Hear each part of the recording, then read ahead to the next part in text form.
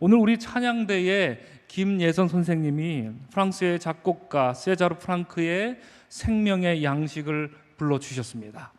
원래 이 곡은 13세기 중엽 유럽의 위대한 신학자인 토마스 아퀴나스가 쓴 라틴어 찬송시의 일부이지요. 원래 제목은 라틴어로 파니스 안젤리쿠스라고 해서요, 천사의 빵이라는 제목인데요, 우리 김예선 선생님 불러주신 우리말 가사는 이렇습니다. 생명의 양식을, 하늘의 만나를 마음이 빈 자에게 내려 주소서. 낮고 천한 우리 긍휼히 보시사 주여 주여 내려 주소서. 주님이 해변에서 떡을 떼심같이 하늘의 양식을 내려 주소서. 낮고 천한 우리 긍휼히 보시사 주여 주여 내려 주소서. 이렇게 간절한 마음으로 기도합니다. 우리말 가사에서 보듯이 기도자는 이 땅의 양식이 아니라 저 하늘로부터 오는 생명의 양식을 낮고 천한 우리들에게 내려 주옵소서 하는 간절한 마음으로 기도하고 있습니다. 오늘 우리가 읽은 요한복음의 말씀에 가장 적합한 찬송이 아닐까 이런 생각이 드는데요. 그래서 특별히 더 감사한 것은요, 오늘 찬양하신 김예선 선생이 지난주 주보에 나와 있는 성서일가를 먼저 찾아보고 묵상하는 가운데 본인이 직접 선곡한 곡이라 제가 전에 들었는데요. 그래서 그런지 오늘 이 찬양이 더할 나위 없이 아름답게 이 서강 예배당과 또한 랜선을 타고 온라인으로 예배하는 여러분들 각자 모든 가정에도 잘 은혜로 배달이 되었을 줄로 믿습니다.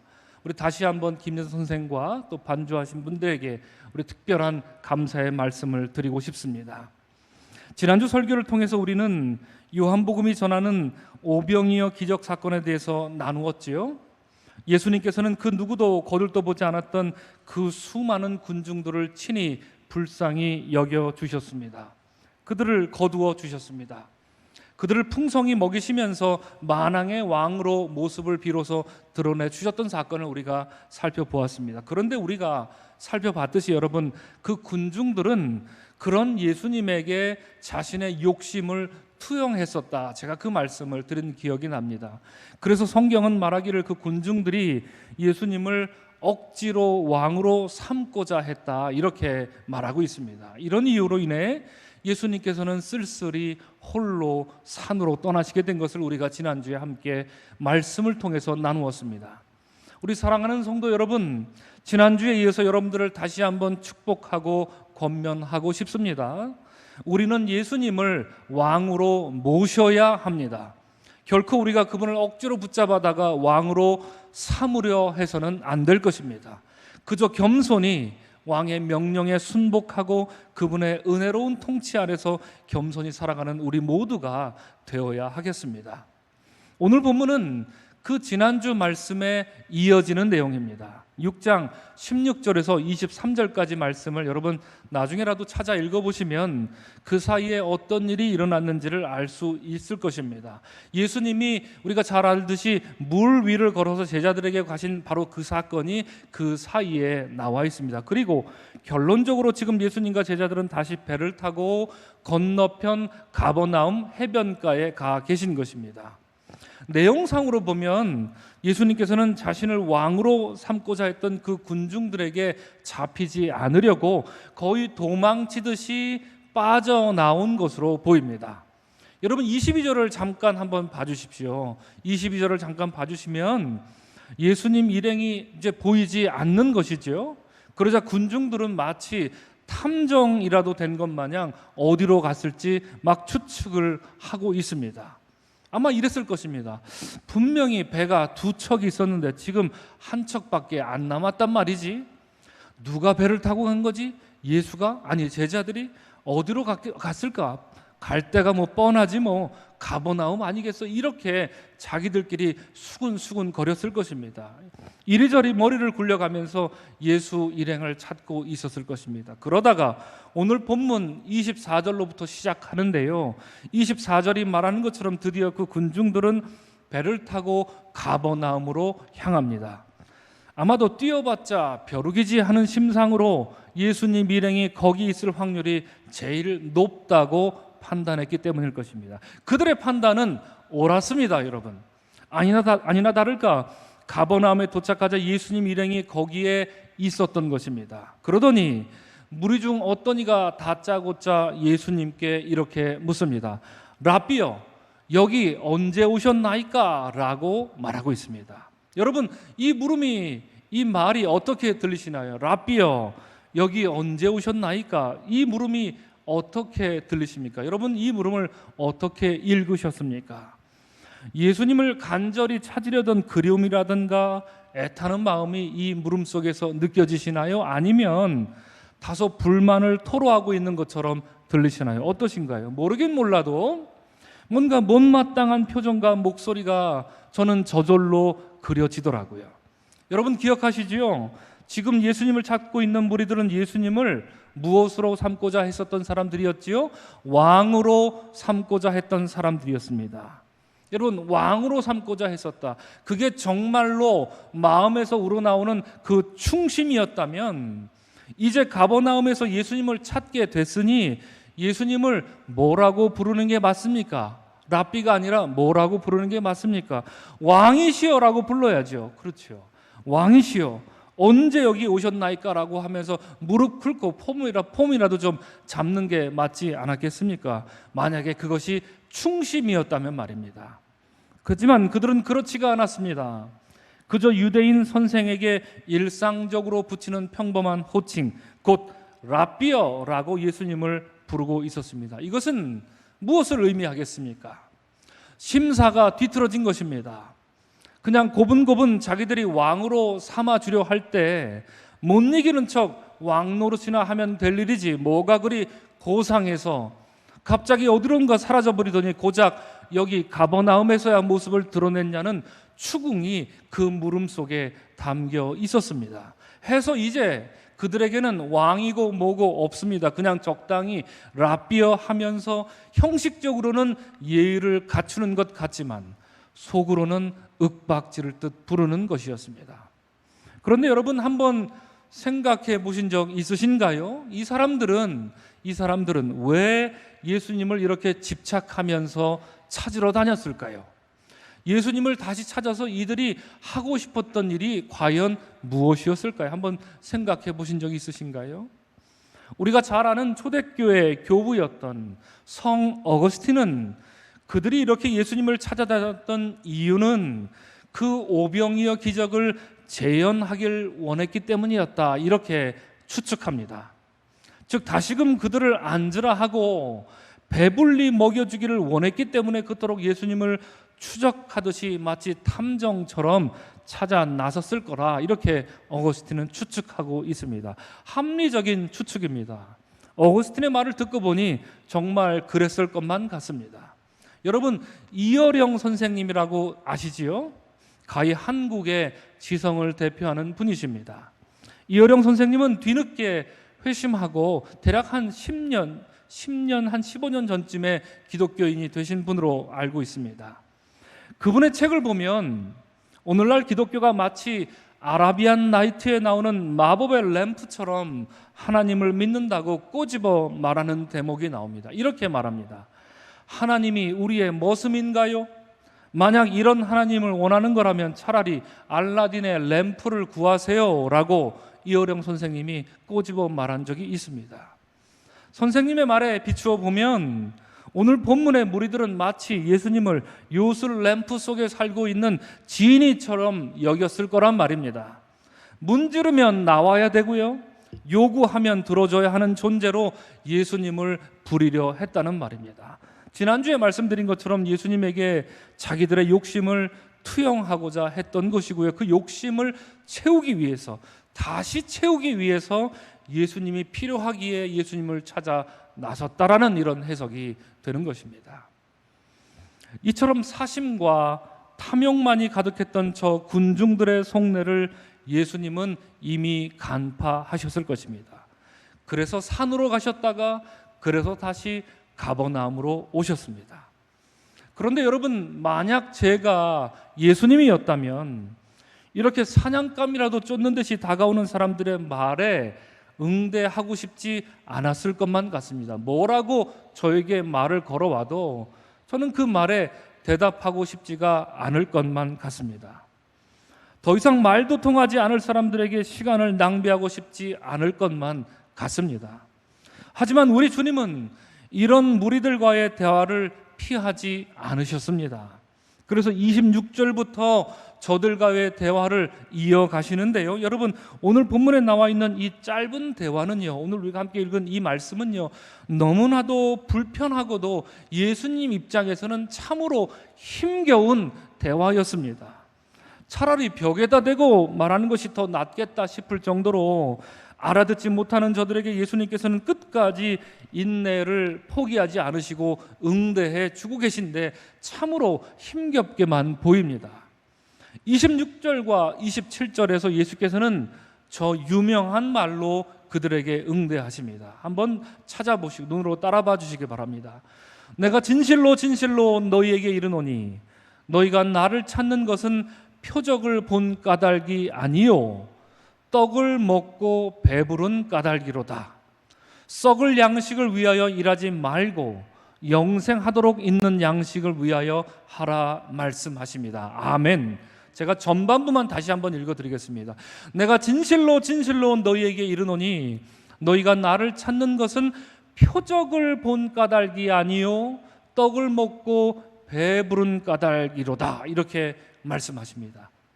여러분, 이 말씀은 참 쉽지 않은 말씀입니다. 우리가 잘 새겨야 들어야 할 말씀입니다. 여러분, 오병이어 급식 사건, 우리가 오병이어 급식 사건이라고 말하면 무엇을 보통 말합니까? 우리가 오병이어 급식 사건이라고 말할 때는요, 예수님이 떡과 물고기를 많이 만드시고요, 그것으로 사람들을 5,000명을 먹이신 사건을 일컬어서 우리는 오병이어 급식 사건이다 말합니다. 그 음식을 먹을 사람이 없었다면 기적은 전혀 필요치 않습니다. 그렇죠? 사람들이 없는데 예수님께서 물고기와 떡을 가지고 많이 만들 필요가 없습니다. 사람을 먹일 목적이 없으셨다면 이 기적은 필요 없는 기적입니다.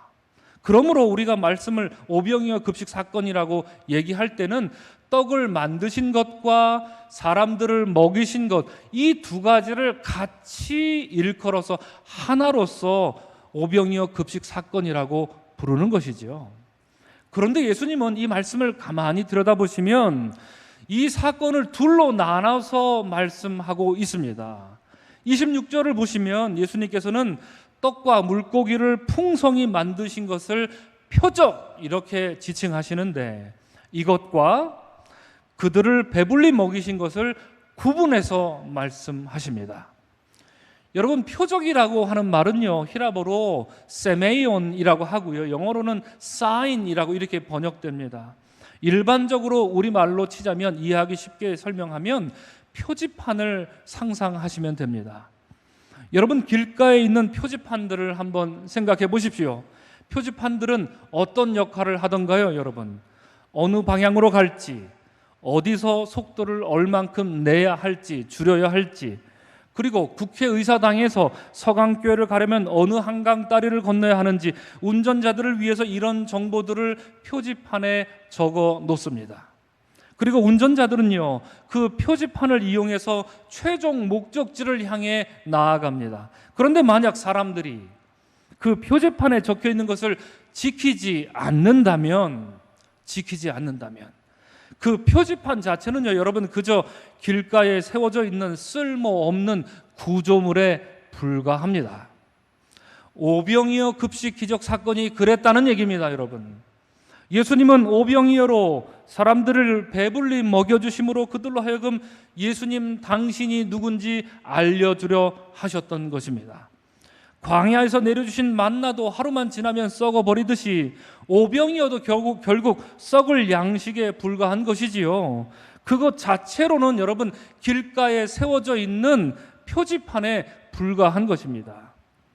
정말 예수님이 오병이어 기적을 통해서 알려주시고자 했던 것은 천지 사방을 둘러봐도 거들떠보느니 하나 없던 너희들에게 저 하늘로부터 내린 생명의 떡이 여기 있다는 것입니다. 이것을 알려주려 하셨던 것입니다. 그것이 오병이어라는 표지판의 최종 목적지였던 것입니다. 그런데 무리들은 그렇지가 않았습니다. 그들은 그저 썩을 양식을 먹고 배불렀던 기억만 있을 뿐이지 그들을 먹이신 이가 누구였는지, 곧 생명의 양식 되신 주님의 정체에 대해서는 전혀 관심을 기울이지 않았던 것입니다.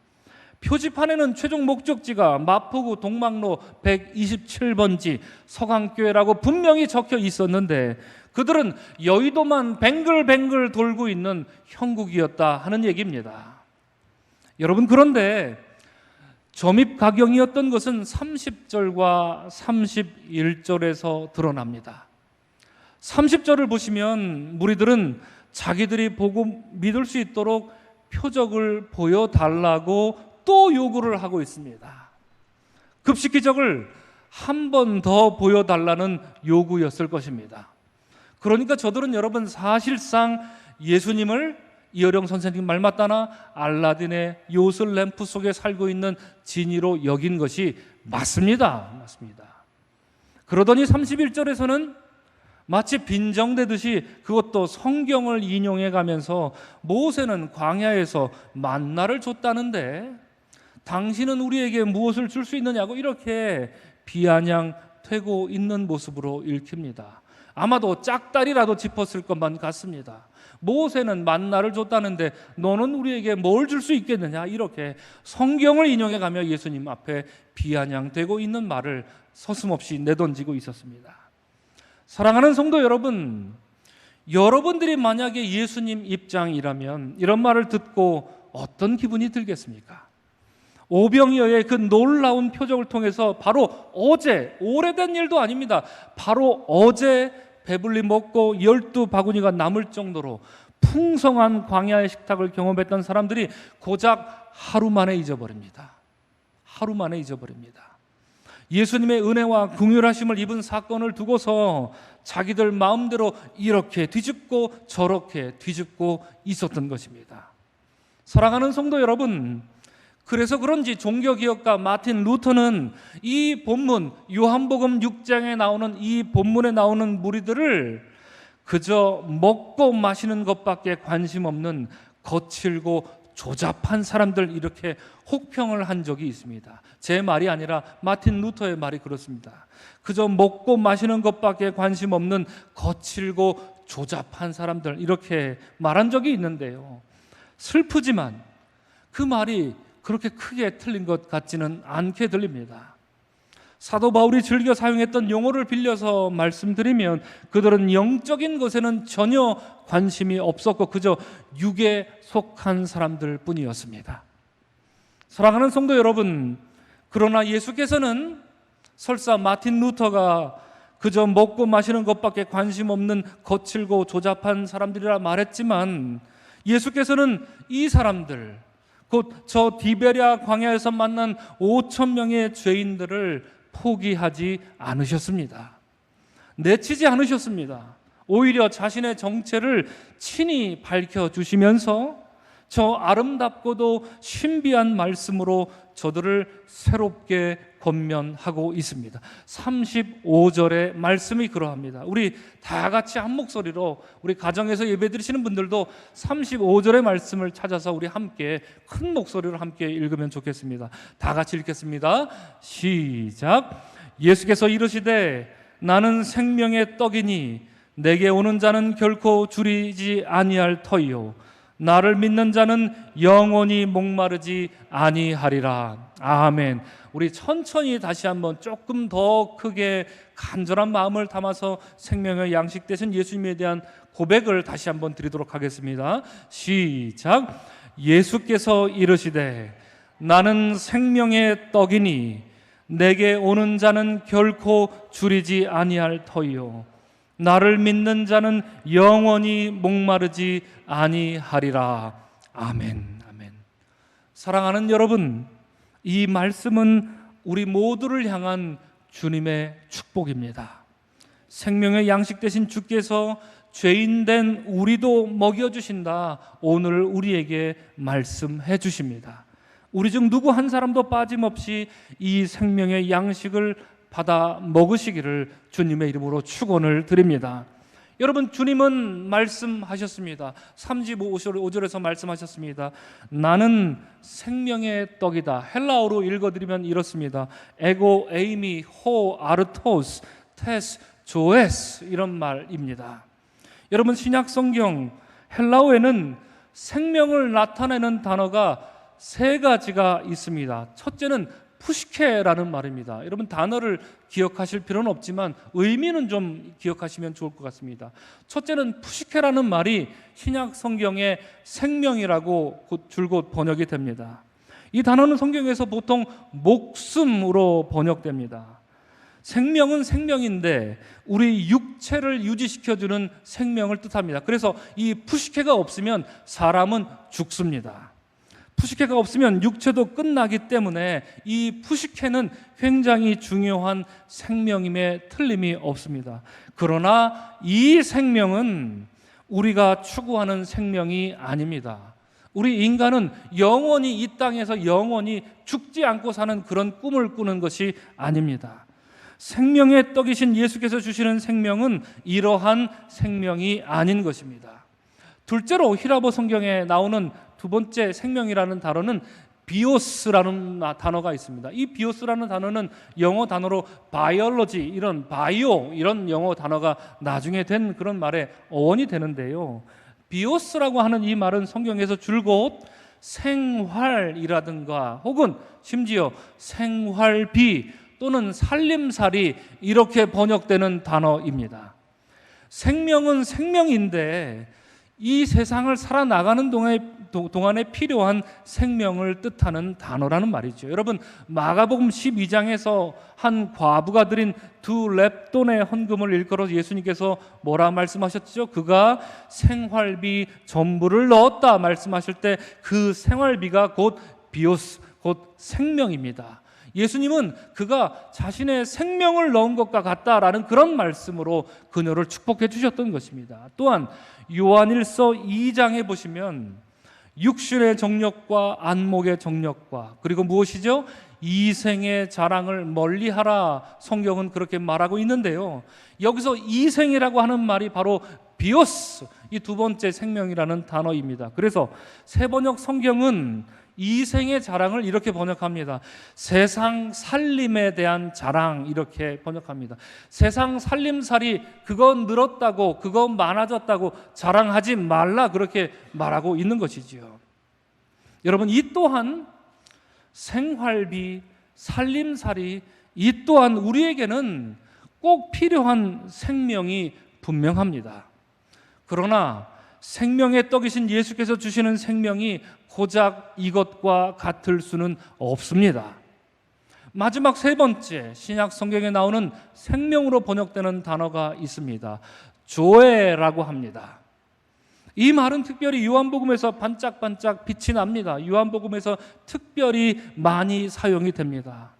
이 말씀은, 이 단어는 줄곧 영생이라는 단어로 번역이 됩니다. 그리고 생명이라는 단어로 요한복음에서 힘차게 번역되고 있습니다. 이 말은요, 육신을 보존하기 위한 생명이 아닙니다. 그런 푸시케와 같은 생명이 아니었습니다. 혹은 우리가 이 세상에서 경제 활동을 할 때 필요한 생활비라든가 집안에 드리는 살림살이 따위를 의미하지도 않았습니다. 이러한 생명, 곧 조에로서의 생명은요, 이 생명은 그리스도 안에 있는 생명이기 때문입니다. 곧 영생입니다, 여러분. 영생입니다. 이 생명은 우리가 살아나가는 이 세상을 초월하는 생명입니다. 여러분, 우리에게는 육신의 생명도 중요합니다. 인간다운 삶을 위한 생활비라든가 살림살이도 중요합니다. 그러나 이런 생명은 이 세상에서의 삶을 위한 매우 제한적이고 지극히 세속적인 생명에 불과한 것이며 언제든지 빼앗길 수 있는 생명입니다. 그러나 사랑하는 서강의 성도 여러분, 기억하십시오. 그리스도께서 주시는 생명은 누구도 빼앗을 수 없는 생명입니다. 이 생명의 소망을 품고 살아나가는 여러분과 제가 되기를 주의 이름으로 축원을 드립니다. 이 생명은 세상이 전혀 알 수 없는 생명입니다. 그러기에 저 세상이 우리에게 줄 수 있는 생명이 아닙니다. 오직 생명의 떡으로 우리에게 오신 그리스도 예수께서만 주시는 생명인 줄로 믿습니다. 그래서 존 웨슬리 목사님은요, 예수님의 이 위대한 선언, 나는 생명의 떡이다, 이 말씀에 대해서 이렇게 해설하고 있습니다. 예수께서는 오병이어의 기적으로 그들에게 육의 양식을 주셨듯이 이제 그들에게 영혼의 양식을 주신다, 이렇게 웨슬리 목사님은 해설하고 있었습니다. 우리 사랑하는 서강의 성도 여러분, 우리 주님께서 이 시간 우리에게도 영혼의 양식을 주시고자 하십니다. 나는 생명의 떡이다, 내게로 와서 받아 먹으라, 주님이 우리 각 사람에게 말씀해 주고 있습니다. 그분의 살을 먹고 그분의 피를 마심으로 우리는 더 이상 줄이지 않으며 목마르지 않을 것입니다. 이것은 주님의 약속이기에 변함이 없습니다. 그러하기에 우리는 다만 겸손히 기도합니다. 주여, 생명의 양식을 우리에게 먹이소서. 주여, 생명의 양식을 우리에게 먹이소서. 우리 다 같이 기도하겠습니다. 주여, 생명의 양식을 우리에게 먹이소서. 한 번 더 기도하겠습니다. 주여, 생명의 양식을 우리에게 먹이소서. 마지막으로 기도합니다. 주여, 생명의 양식을 우리에게 먹이소서. 생명의 양식 되신 주님의 은혜가 여러분 각 사람과 우리 사랑하는 모든 서강의 각 가정 위에 충만히 임하시기를 주님의 이름으로 축원합니다. 아멘. 기도하겠습니다. 생명의 양식으로 우리에게 오신 예수님 감사합니다. 이 생명은 저 세상이 알 수도 없기에 줄 수도 없으며 저 세상이 우리로부터 빼앗을 수 없는 위대하신 주님의 생명이며 주님의 말씀입니다. 우리에게 주신 이 생명의 양식을 날마다 먹고 예수 그리스도와 함께 동행하며 살아나가는 우리의 믿음의 여정 속에서 주여 함께 해주시고 이후로 우리의 신앙의 여정이 줄이거나 목마르지 않게 하시며 생명의 양식을 힘입어 날마다 승리하며 살아가는 사랑하는 우리 모든 서강의 성도들 될 수 있도록 인도하여 주시옵소서. 감사하고 축복하며 예수님의 이름으로 기도합니다. 아멘.